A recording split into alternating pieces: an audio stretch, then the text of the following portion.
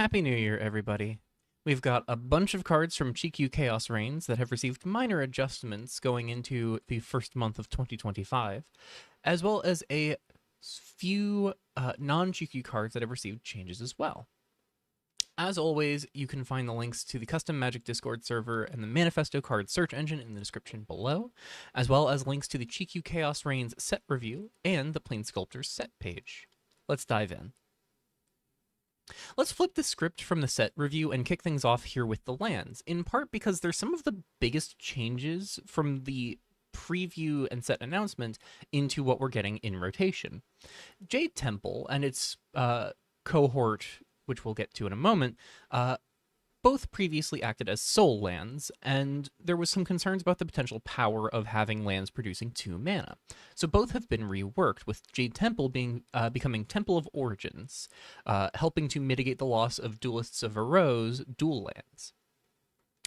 Now, Temple of Origins acts as a 2-color land that is a fast land alongside our new fetch, with the caveat that this can only be used in decks producing 2 colors of mana with their lands. Temple of Origins can choose any 2 colors, so in a single land slot, this does fill the role of 10 different dual lands. But again, it cuts you off of being able to play more than 2 colors, because if you have lands that produce a 3rd color or more, its mana ability is no longer viable to be activated. Notably, this restriction only checks your lands, so if you're leaning on treasures or mana dorks for fixing, you could try and get a bit dangerous and try and skirt the restriction, but I think that's living a little too fast and furious, I think. I think this is best compared to Nascent Lightvein. They never want to be in the same deck, but Lightvein is one of our best options for fixing colors in decks relying on 3 or more. As you know, once it's your 3rd land drop or more, provided your first 2 land drops aren't both the same type of basic, you're usually able to just kind of perfectly get your colors and let Lightvein be whatever color you need it to be. In the flip side, Temple of Origins, if you're on exactly a 2-color deck, this will always be the exact colors you need without fail. There are cards that can mess with this if there are ways to give your lands other mana abilities. If you have any land that taps for all colors, Temple of Origin gets shut off, so you do have to be really cautious with what dual lands and other fixing you play alongside Temple of Origins. But one other thing that's worth noting here is that it only specifies colors of mana. So if you have colorless sources for decks like white colorless control or not so much white colorless, but white black control, you can still safely squeeze in cards like Ziv Replisparked while still leaning on the Temple for fixing your 2 primary colors. Forgotten Doorway is also out of here. It's been reworked into Rumbling Door, which is, I think, a much more lackluster card. It loses its ability to make 2 mana for spells from your graveyard, instead being capable of allowing you to pay 4 at any point, instant speed, to make it a 3/3 golem with vigilance permanently.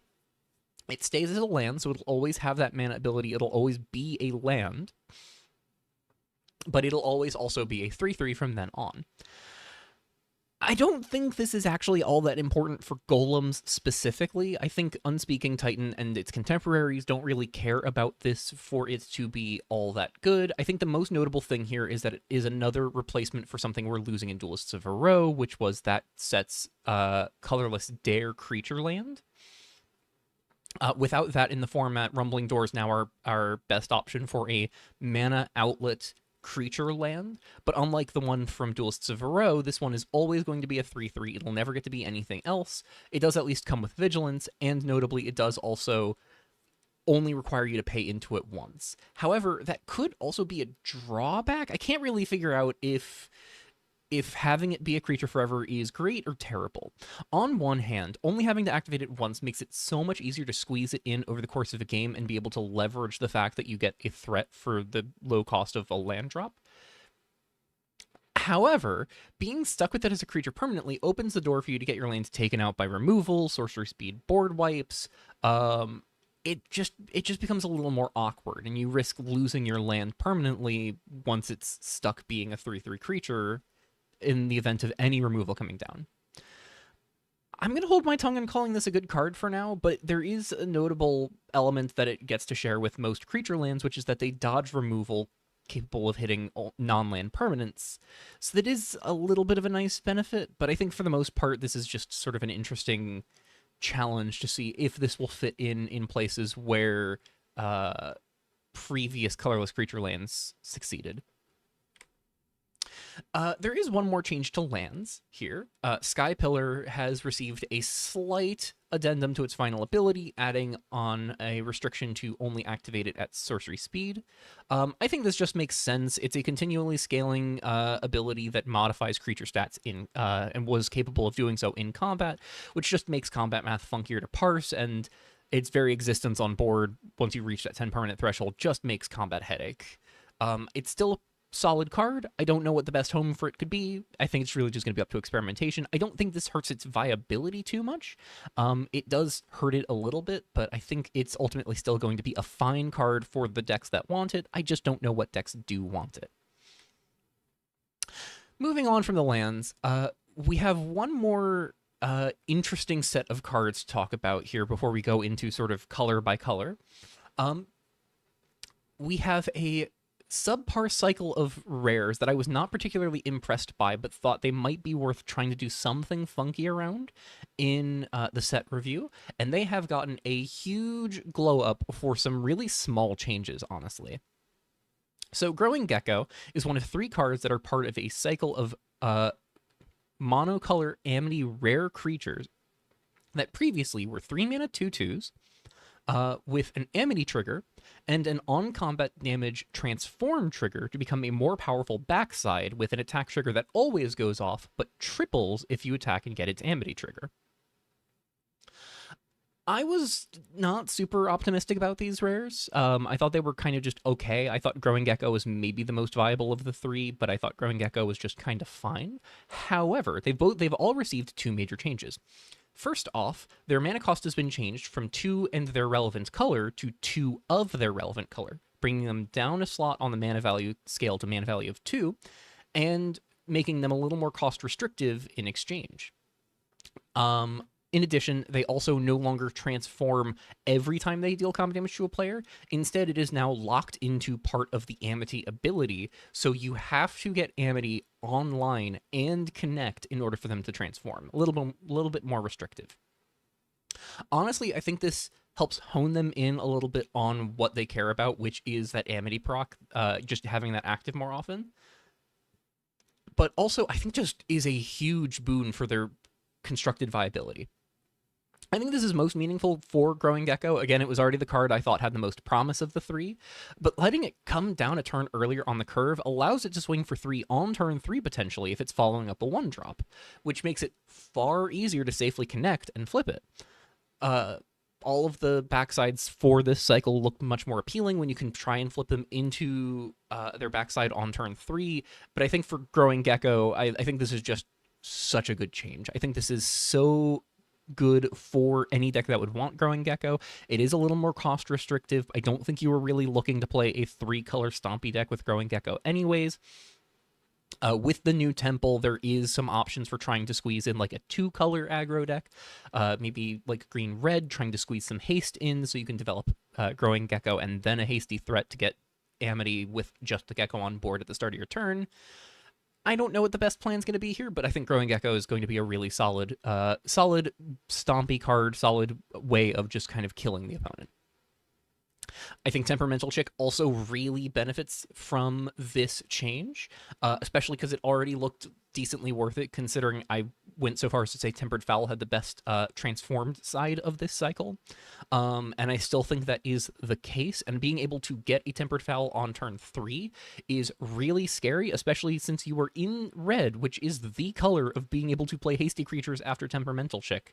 So you're almost always safe to just develop this, and another card we'll get into later really is a huge boon for this as well.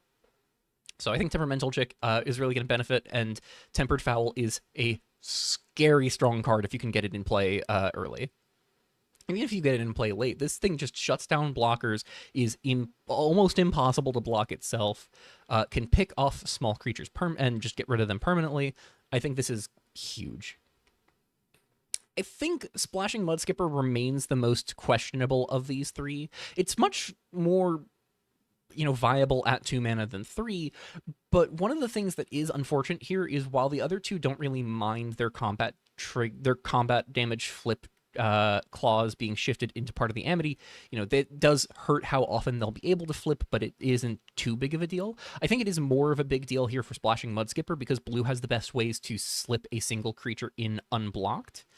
So not being able to rely on those as much for Splashing Mudskipper alone does hurt. You can just swing Mudskipper with a creature you don't care about getting blocked, so that is certainly an option. This is nice for something like Agent of Deception, which cares about your devotion to blue. Thassa's Caress, I believe, cares about devotion to blue. So there are some things that really benefit here from this being double blue pips instead of 2 and a blue.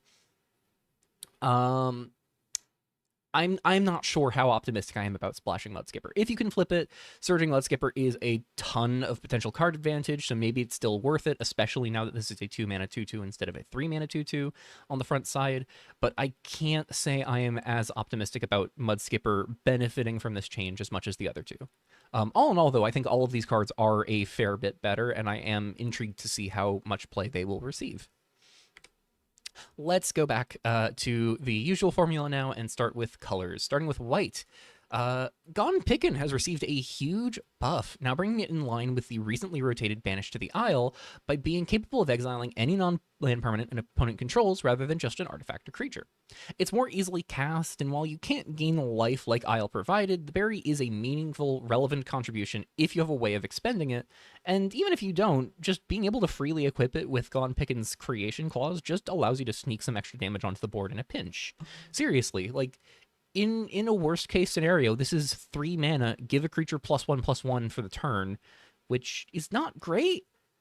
But if it's the difference between winning and losing a game by just racing your opponent down, that could be relevant. So don't knock this little side benefit until you try it. And even if you don't care about the berry, it's our best Banishing Light effect in the format right now.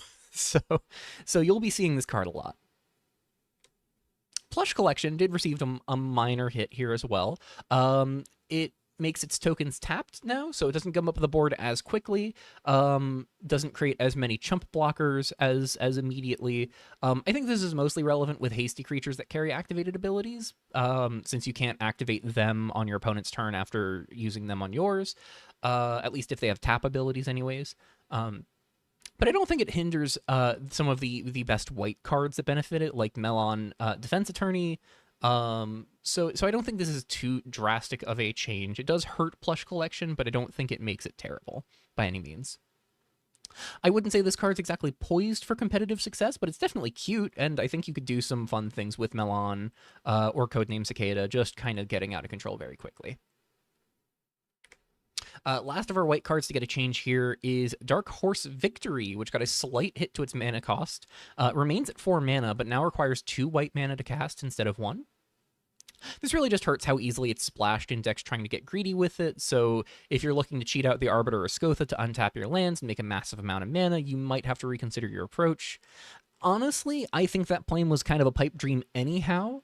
I don't think this is as important to the place where I think Dark Horse Victory is most likely to succeed, which is white control, white-black control, white colorless control, which is just a place where you can use this to rebuy your board, your on-board planeswalkers like Illustrious Shangfa, Sanido, Ziv. The only thing it really does here is if you're on white colorless or white-black or white-black colorless, this does hurt how easily it can be cast because it requires the double white pips, obviously, but even then, something like Coalesced Mesa can kind of help to mitigate that problem. I think the card is still fine. I think this is still lacking some of the truly, like, mind-blowing hits you could get for Dark Horse Victory, but at the very least, I think, the reanimate planeswalkers in a control shell is still fine. I think the, try and reanimate big mana cheat stuff is a little too greedy. I would be a little cautious about this because I know people are eyeing up Graveyard Hate a lot going into this format, but really is just up to your own preference. I think there is still something to do with Arbiter and Skotha. Again, I don't think it's very good, but I know there are some people with more faith in that plan than I. Moving on to blue, didn't really get a lot of changes in blue here. Really only one major hit. Harbor Mail no longer freely casts from your graveyard when you cast a spell with Surface. Rather, as you cast it from hand, it exiles with a stamp counter on it. And while it's in exile with a stamp counter on it, casting a spell with Surface lets you put your Harbor Mail from exile to your graveyard to repeat its effects without casting. This is mostly a big nerf to two particular ways of abusing Harbor Mail. Obviously, first and foremost, you self-mill your Harbor Mail and try and get it back out of your graveyard with casting Surface spells. You can no longer do that, so self-mill does take a bit of a hit here. Siflier also takes a bit of a hit, as getting the Harbor Mail off of a Surface spell is no longer casting the Harbor Mail, so Siflier doesn't see you casting a spell for an alternate or additional cost. Which is unfortunate for Siflier, but I think that card is still fine. I think really what is hurting here is the self-mill side of things. I think Laystone of Ruin in particular suffers the most from this change, because it looked pretty phenomenal for a blue-black Surface deck, thanks to its ability to put you to 6 cards in your graveyard on turn 1, or 7 if you used a fetch land to put it in play. But I think with Harbor Mail not being as good with self-mill anymore, I think this does indicate that maybe the best direction to take Surface is going to be more incremental grindy value, relying on pieces like the new Aqua Crew flagship to fill your yard slowly and enable Surface spells while getting incremental, like, just profoundly slow buildup of resources. Again, with, like, say, the tokens created by Aqua Crew flagship from you casting spells from your graveyard. Notably, one other nice thing is that Mail does work better with enabling Surface. Now, obviously, when you cast it from your hand, it's going to not go to your graveyard and not work with your Surface spells, but when you cast a Surface spell from your hand later, it is going to your graveyard from exile, which will help keep your graveyard stocked up with cards that don't have Surface, so you can always have 6 other cards for your Surface spells in your graveyard. There was one other blue card that got changed, but this isn't really so much a hit as it is a complete rework. Kinesis was a largely skippable common from the set, your typical cancel with an additional effect, but Avert Disaster poses a much more interesting question. Would you run a proper double blue counterspell if your first copy came at a slightly increased cost? My gut says it's fine, but it's going to struggle to see play for the first few months of its lifetime. Thanks in large part to Theros Age of Tracks. Its stack interaction suite is insane. Between Agent of Deception, Omen of Deception, Divine Mishap, and Afara's Judgment, I really do think TRX is just going to be like the mainstay for blue stack interaction for the next 2 seasons. But I do think Avert Disaster could be more relevant than it appears. I think the inclusion of a clause for it to count imminent disaster, which notably is receiving a slight buff as well, because previously it didn't have Avert Disaster to look for. I don't think imminent disaster is all that good. It's a sorcery speed removal, and even at 3 mana, it is sorcery speed, which hurts really hard in a deck that would want a proper 2 mana hard counter. Honestly, I would almost want to see this at 5 mana instant speed, and then the cost reduction would not make it amazing, but being able to have that available as just a way to, I don't even know if that would fix imminent disaster. I don't know if there is a way to make imminent disaster playable besides, I guess, make it a 3 mana hard removal, which might be much. Honestly, I think Avert Disaster could be fine on its own. I don't think you really need imminent disaster to cost reduce your first Avert Disaster. If you can ever discard or self-mill your Avert Disasters, all of the subsequent ones will be double blue, which is just, actual factual counterspell, which is really nice. But I think this is really just going to struggle for a majority of this year. Once Theros Age of Tracks rotates out in September, this could start to become relevant, as that set's departure will create a huge vacuum in the blue counter magic space for the format. But until that time, it's going to be hard to say whether or not Avert Disaster is really all that worthwhile.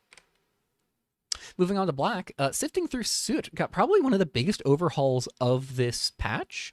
It has shed everything below its landfall ability and had an additional clause tacked onto its landfall ability. Whereas previously it punished players for playing lands, punished your opponents for playing lands, and forced you to keep up on your own landfall triggers to keep it in play. Now, its landfall trigger accumulates soot counters, and you can either spend a single black and 2 counters to deal 2 to a player, or 3 in a black alongside 5 soot counters to reanimate an artifact or a creature. I'm honestly kind of conflicted on where this lands now in the scope of playability. I think it's a solid amount of life gain to be sure. I think the big funky complication here is that if you're looking to build around that final ability, you desperately need to have it on play on turn 2 and follow it up with a fetch land, if possible, every turn afterwards, which does not leave a lot of room to try and funnel a big permanent into your graveyard to even bring back. I'm inclined to say this is a reanimation tool that you're only ever using as a reanimation tool in like specific grindy circumstances, in more of like a mid-range shell, rather than trying to use this as a dedicated reanimator card. However, the incidental life gain here is still very nice, and being able to pile up damage to eventually push at your opponent is very appealing. I think this could be an interesting toy for black-red landfall or similar grindy strategies that are happy to get this out early and accumulate counters quickly. But I think the more aggressive you are, the more awkward this is to try and get out early. And now more than ever, this really is not something you want to top deck. So I'm inclined to say this does hurt sifting through Soot's playability somewhat, but definitely still looks exciting. Don't use it to reanimate stuff like Warden of Skies. I think that is trapping yourself a little bit. Serrated Fossil is one of 2 fossils receiving a text change as we begin this season, and it's the simple one, but a very critical one. Serrated Fossil and its backside, Reborn Fisher, previously were capable of letting you name a land card, which could rip mana away from your opponent early on in the game, and just be a huge headache for your opponent's ability to progress their board state and develop their mana. They can no longer do this, so they fall more in line with a lot of standardized hand attack.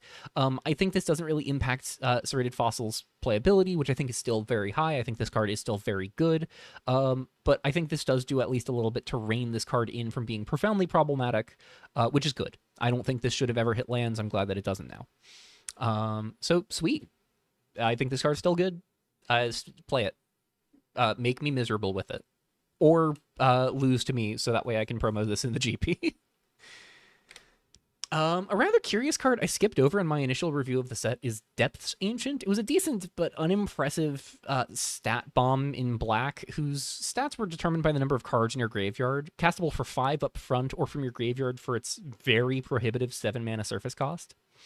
I think, especially with Graveyard Hate being as good as it is in this new environment, it's really hard to call Depth's Ancient a stellar creature, but it now also does get to count your exiled cards you own with Surface, which does let it survive Graveyard Hate much more reliably.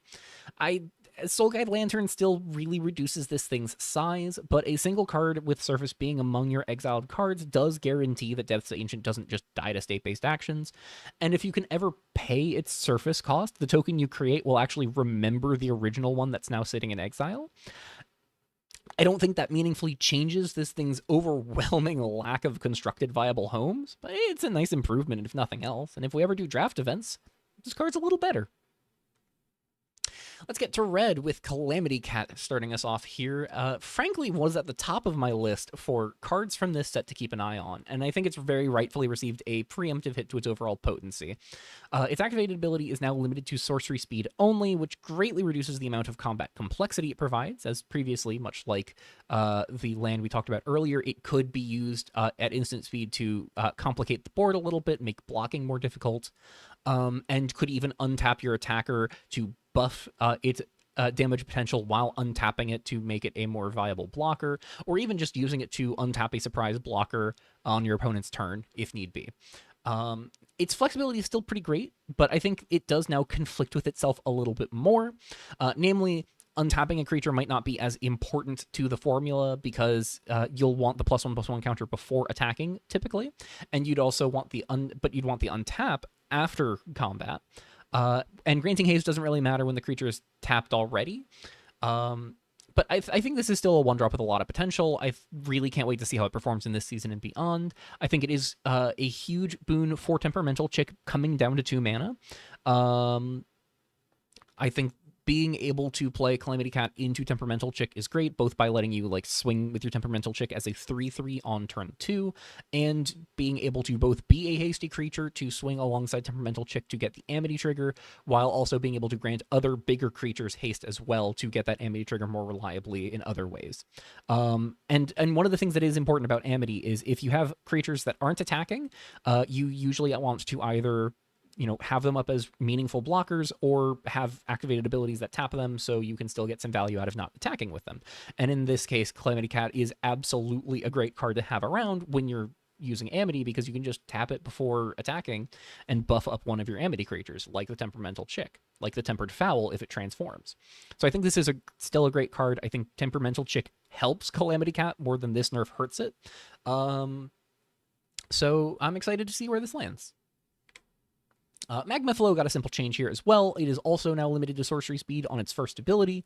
I don't think this is much of a surprise, honestly. The card was a bit too much onboard pressure as an instant speed lightning bolt that was face up on board.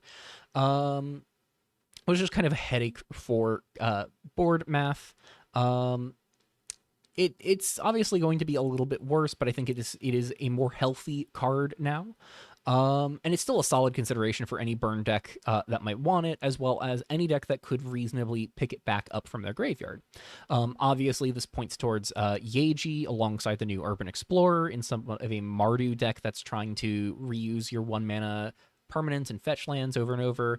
And that certainly has a lot of value, but I do think Magma Flow's double red cost does hinder its ability to be as good in 3-color decks like Mardu Yeji. So I can't help but wonder if a 2-color shell could be better, either shedding black for just running Yeji or shedding just white to still get the Explorer.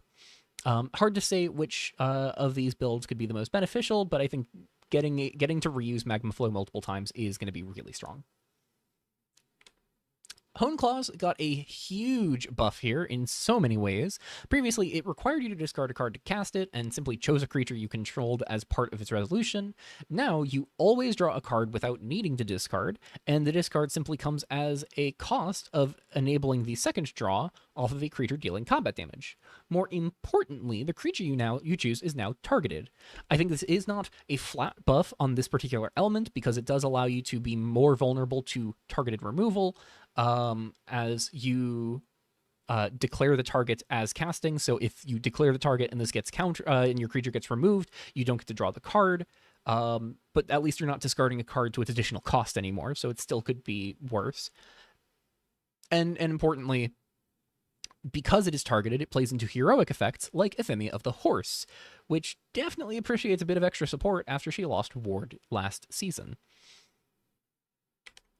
End of Mutations has lost its non-creature spell lockout ability, as well as its cost reduction for spells based on the amount of damage dealt to players. But I think it's honestly scarier now. Rather than disabling those non-creature spells at all on your turn from opponents because they can't attack you on your turn, your opponents are free to cast any spell they want, as long as they're okay with taking 5 damage in the process. I think End of Mutations is just always going to connect for at least 5, either by attacking or just eating an instant speed removal spell the turn it comes down, which just makes it ever more reliable for something like a big red Devotion deck, and it even plays better with some of the big red Devotion payoffs like Koyos, because the previous version locked out you being able to play Planeswalkers on your first main phase, and now you can play them whenever you want, because End of Mutations doesn't stop you, doesn't give a shit about what you're doing. So that's awesome. Last and least for red is Magma Grunt. It got a buff. It's now a 1/2 instead of a 1/1.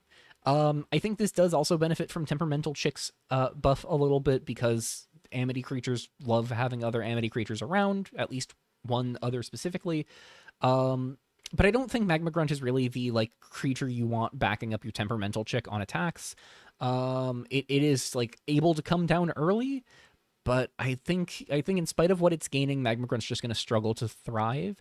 If we had some of the non-combat damage synergies that we have in Eternal, I think this could be a little more exciting, but it just doesn't look to be enough right now.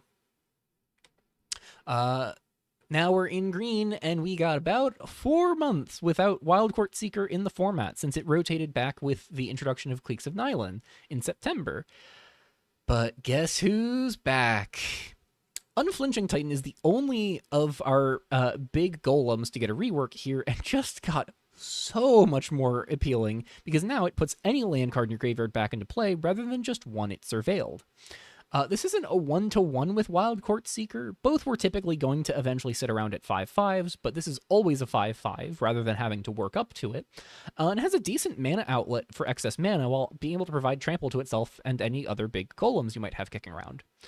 However, Seeker was capable of getting the lands into play untapped and capable of attacking without having to have other golems in play. So there are some drawbacks here. The Unflinching Titan is a little bit worse with Redeveloped Cityscape, though Primal Fissure enters tapped after a certain point anyhow, so that is fine on its own. I think the Surveil one here is nice compared to Seeker, which just lets you fix your top deck in a pinch. I don't know where to land on Unflinching Titan's viability. This is a very solid analog of a very ubiquitous card from its day, so it's possible that Unflinching Titan could live up to Wild Court Seeker's legacy, but that's something we're really just going to have to see through playtest. Fetchland players rejoice. Bind is out of the set file in favor of Constrict, which is functionally identical, save for its inability to stop abilities from lands.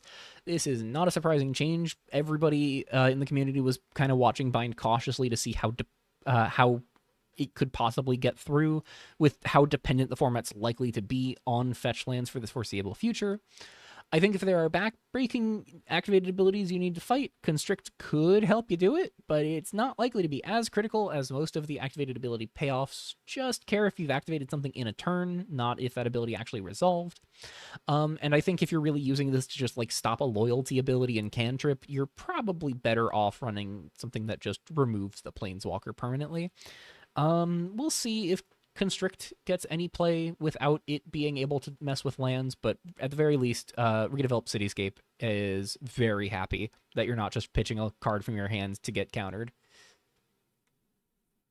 Heavy Winds got a slight bump in mana, a cautious preemptive measure due to Gloomy Meteorologist's potential to act as a spell slinger pinger, draining opponents for 1 life every time you cast a spell with Heavy Winds in play. I think Meteorologist and Heavy Winds is still a sweet potential combo engine, but this increase to the potential casting cost on Heavy Winds is really rough, as it's a card key enough to that strategy that it was a rare case of a weather being very reasonably main deckable. I think it could be solid in a control shell, but this definitely hurts its power a bit. And I don't know if it's the best thing to be doing with Gloomy Meteorologist, though it probably is still up there. Root Fossil is our other fossil receiving a change here, and this one's mostly for clarity, just noting that if you put the land from your graveyard, that you have to put the land from your graveyard to the battlefield tapped. This was the topic of some discussion leading into rotation, with some confusion around the ability to surveil a land to the top and then put it in play, which, as I understand it, was never really how it worked. So the wording just simplifies what it can and can't do. I think Root Fossil is a solid surface card. I talked about this in the set review. It's a great way to ramp, and I think it's one of the most reasonable surface costs in the set. So give it a shot if you need extra mana development and don't trust mana dorks to get you there. Another interesting card I glossed over in my initial set review is Bottom Feeder, which did not catch my interest for many reasons similar to Depth's Ancient. It's just kind of a stat bomb with no other meaningful text, with a decently cumbersome cost. It's much more splashable, but 4 mana for a 2/2 that requires a lot of effort to scale it up is still really awkward. It goes from just counting creature cards put into your graveyard from anywhere to now counting creature tokens, but I think that doesn't really change a whole lot. Even if you can amass a huge board of tokens to sacrifice, or otherwise set up a big sacrifice chain with something like Serve Again, or mill a bunch of creature cards with like Laystone of Ruin, I don't think Bottom Feeder's going to care, because it's going to be really difficult to make it connect, which makes all of the work to make it relevant pretty unimportant, which is a bummer. But that's just kind of what you got to live with, I guess. It's a little bit better. It's a little bit better. Sometimes it's all you can ask for, I guess. So one of the smallest changes in this batch is to Aroma Spinner, which no longer forcibly attaches its berry. This is a solid buff for its ability to build up with berry synergies and artifact synergies, since you could just always have it fall off of the Aroma Spinner and never actually equip to the Aroma Spinner if you are more interested in building up just sort of trinket artifacts to sacrifice or just have around. But I think it might just struggle to keep up with something like Smart Shopper. Shopper comes down a turn earlier, makes the berry immediately, and is almost always going to be making a berry on your turn, if not making 3. So I don't think Aroma Spinner is all that remarkable, but if you're not in white, maybe green just wants the extra artifact generation. We'll see. Speaking of forced berry attachment, Rooting Raccoon is also losing that clause, now able to have its tokens not forcibly equip. I think this is a much more relevant change than Aroma Spinner for a handful of reasons. I think 2-3 is a better stat line for a 3-mana berry maker rather than 3-2. I think making the berries on landfall rather than upkeep is much better. I think lifelink is a much more relevant keyword than reach in the context of berries. And I think being able to use fetch lands to get multiple berries in a turn is very nice. I also think that this is the more relevant colors for berries. I think white and black are more important for berries than green, thanks to Cyberos having so many artifact toys that care about random trinket token artifacts in white and black specifically. I think this is a solid boon for something like Imposing Iteration. I think if that card has ever had a shot at succeeding, it truly is now or never. So we'll see how Rooting Raccoon fares. Maybe it is actually worth playing now. There is one final change to berry cards in the set in this initial patch. And from a bit of my early playtesting, this is probably the single most deserved change in this January patch. Feasting Predator was high on my list initially, just speculatively for its free berry sacrifice ability, but I missed 2 pretty big things about this card that just made it so much of a headache to deal with on board. As you could use a sizable cache of berry tokens to invalidate even, pretty big boards and just trivialize combat, and yielding a berry for each creature that dies every combat or to any removal spell or anything. Which does just to let you keep that engine rolling and just take over the board with a single 3/3 Death Toucher. And it even makes a berry if your opponent destroys it, like blocks it with enough things that could actually kill it, or throws a removal spell its way. It still yields you a berry. Predator has shed 2 pretty critical pieces of this puzzle. It now only counts 1 or more creatures dying for its trigger, so complex blocks and combat math only result in a single berry rather than a berry for each creature dying. And board wipes only leave a single berry behind rather than a bunch. It also loses its activated ability in favor of an attack trigger, giving you a one-shot version of the sacrifice ability that does at least also shrink the creature's toughness. For all of these losses, I think this could still be solid in a more mid-range fair berry deck. I am a tad cautious of the mana situation. I'm not super confident in 3 colors in this format, but this is still reasonably castable in some circumstances for 3 color. You do have options like Nascent Light Vein to help fix your mana to get this in play more reliably.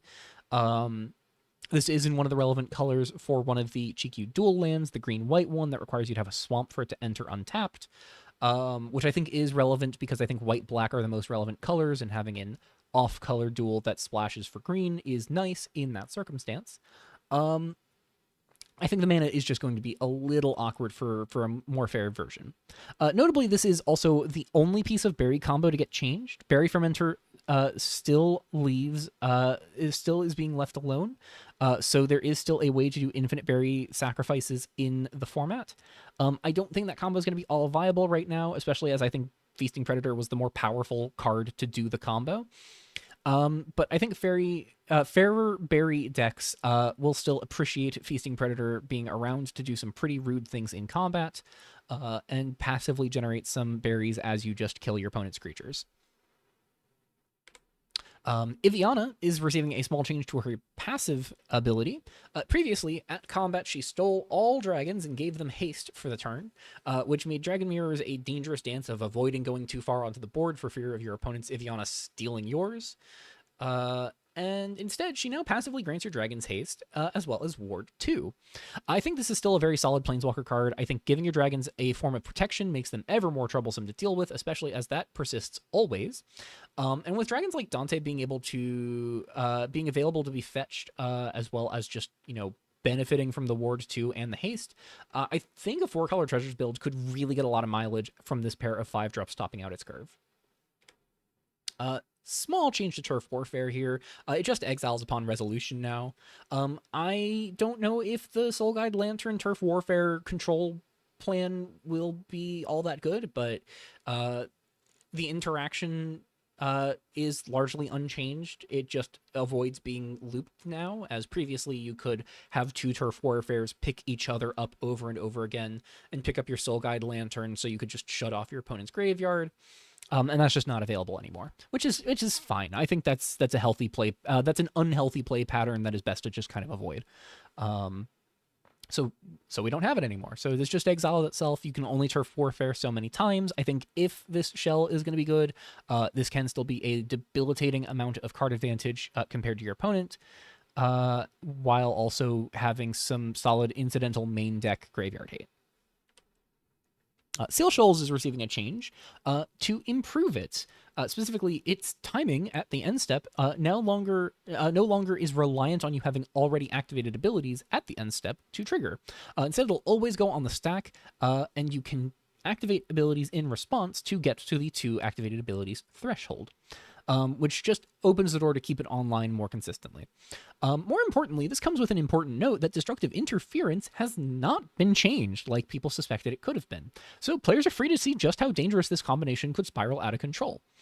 Notably, it is make a single 2/2 each turn, which is good, is very good, don't get me wrong, but it is play a 2-drop enchantment, play a 3-drop enchantment, and then start spiraling out of control. So we'll see if that's all that relevant. Notably, Contest Coordinator gets both of these cards, so pop off. Fragile Soul has shed its ability to just completely dominate in combat. It no longer has first strike. So it can actually trade with 1/1 tokens now. That being said, I think Fragile Soul is still just very solid in combat. It's very difficult to kill with damage.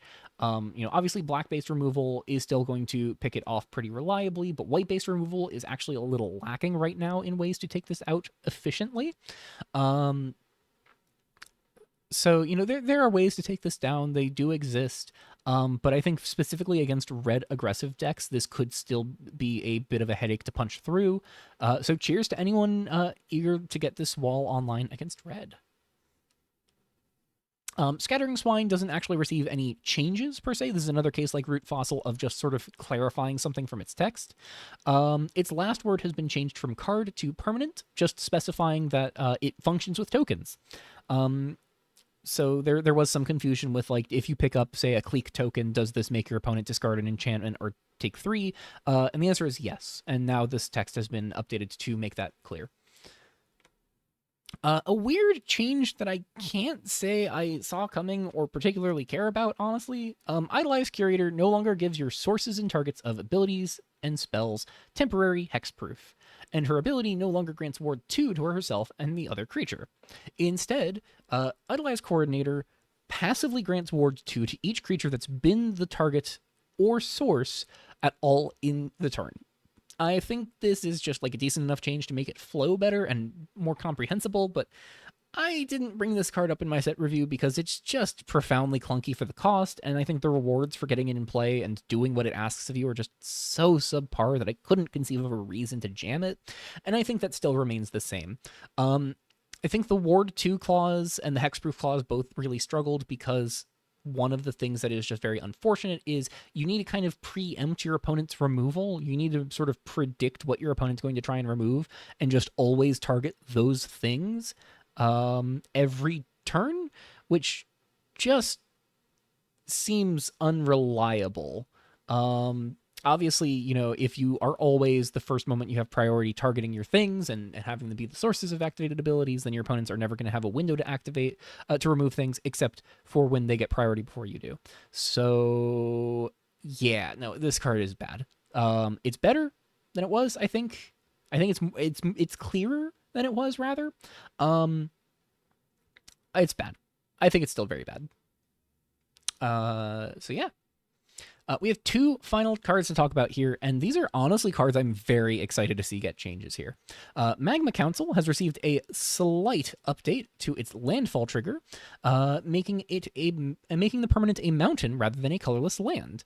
More importantly, it now comes with vigilance and an enter trigger to shoot your opponent for the number of card types you have in play. Beyond the repeatable removal and mana disruption, I think Magma Council is far more capable of pushing your opponents down to 0 life, especially if you're willing to go on a bit deeper with things like Garen Return Prophet or Malfunctioning Portal to reuse their enter trigger repeatedly. Even just at a baseline, this is a 5-mana 4/4 with Vigilance that just shocks or bolts your opponent while applying pressure and passively removing things from your opponent's board. I'm stunned how few things were needed to add to this card to take it from kind of unappealing to far more exciting. And it truly is. I think this card has just so much more potential now. It is so much scarier, just by virtue of always being capable of blocking, always pushing at least a little bit of damage to your opponent immediately.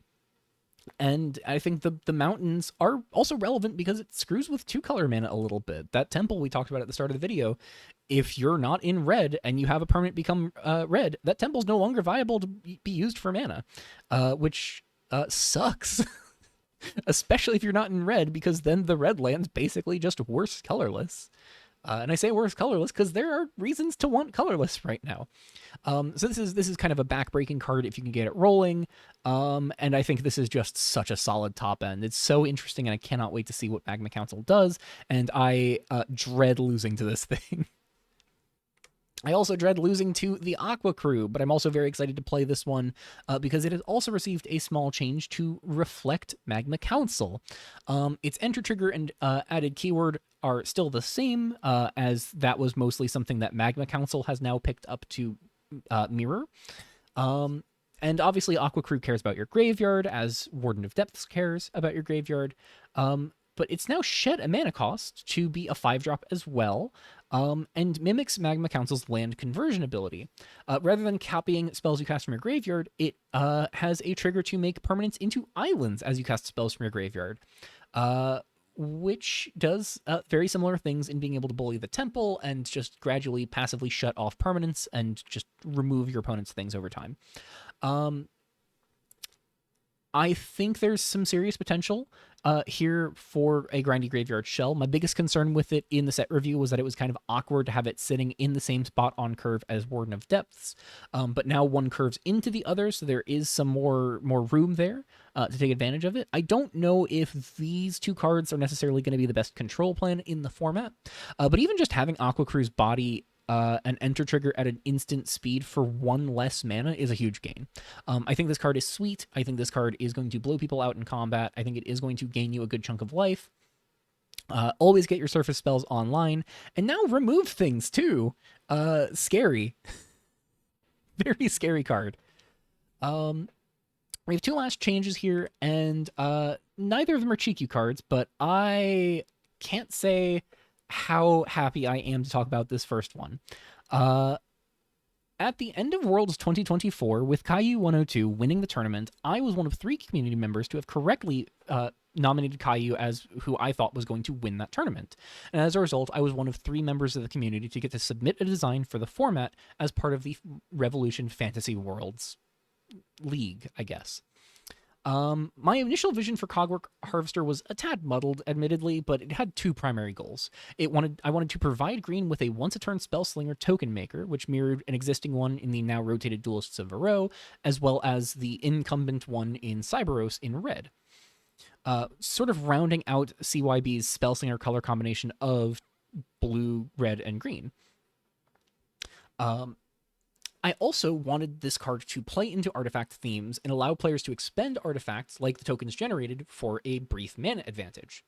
After tinkering with the best versions of this card, curators showed a preference for a sort of tertiary redesign that ate instants or sorceries from the graveyard, which let it focus in more specifically on instants and sorceries. But when the curators okayed this and it got into the format, in a bit of playtesting, I found that this was honestly to Cogwork Harvester's detriment, as a lot of decks that would want Cogwork Harvester kind of wanted to keep their instants and sorceries in the graveyard, especially for things like Lagaroth Century's Apex, which wanted you to have as many instants and sorceries in your graveyard as you could manage. So it ultimately just kind of clashed with set themes more than intended. But as of this coming rotation, or I guess this new rotation now that we're here in January, I am so happy to say that with some generous consideration from the curators, Cogwork Harvester now sacrifices an artifact to make mana rather than exiling instants or sorceries from your graveyard. This brings it back closer to its original design seed, and is, I think, really prescient timing with the introduction of berry tokens into the format. I think it is a relevant card for decks leaning on berries, or decks just looking to put other cheap artifacts in play, especially if you're trying to fix 4/3 colors of mana like the berry sort of grindy mid-range decks or combo decks are looking to do.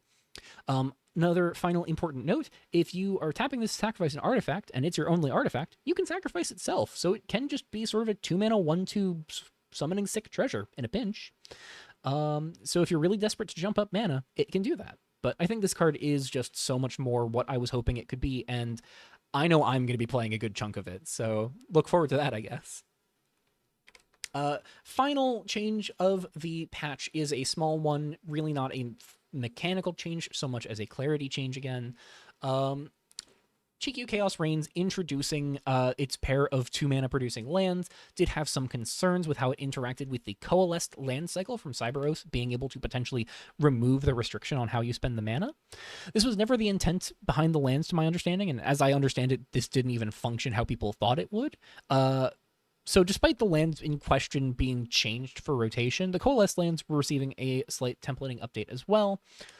So they just modify the event of making that mana rather than modifying the mana itself. This just cleans up and clarifies the intended interaction should any future rotations bring with it lands that make multiple colorless mana, or any source that makes multiple colorless mana. So it's a small change now. It's good for avoiding confusion in the future, I think. And that concludes the update for GQ Chaos Reigns as we head into our first month of this season. There are so many fun strategies in the set I can't wait to mess around with, and there are some interesting existing strategies that get some sweet support tools I cannot wait to play with. As always, links to everything you might want to know and the ever-important Discord server are in the description below. I hope you're all as excited as I am, and I'll see you in the Revolution chat.